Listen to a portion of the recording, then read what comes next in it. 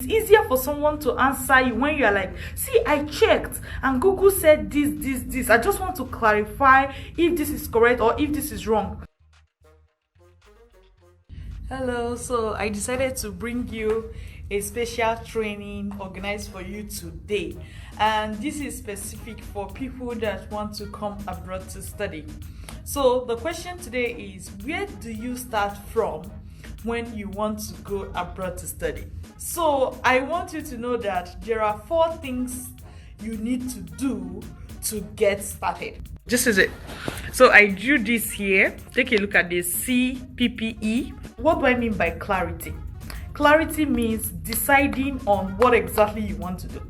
A lot of people are like, when they talk to you, you just find out that they don't have clarity. And what do I mean by clarity? Clarity means this is where I want to go to study. Either I'm going to be able to study on scholarship, or I cannot study on scholarship, so what other alternative exists for me? And what country exactly do I want to go to study? Why am I choosing that country that I want to go and study? So gaining clarity involves asking a lot of questions. But you must do that first before you settle on a plan, right? Like when I wanted to go abroad to study, I was asking myself, I said, oh, should I go to the US? Should I go to Canada? Should I go to Australia? Should I go to UK? Then I said, I have people in the US. Should I go there? I don't have anybody in Canada, but why should I go to Canada? Oh, do I plan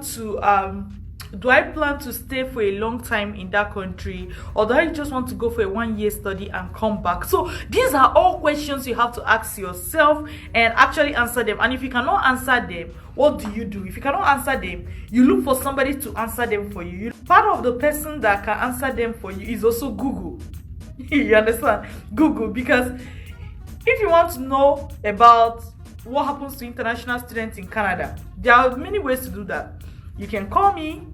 You can call other students that are studying in Canada, or what? You can ask Google. If you go to Google right now and punch in what happens to international students when they finish studying in Canada. I'm just giving you an example.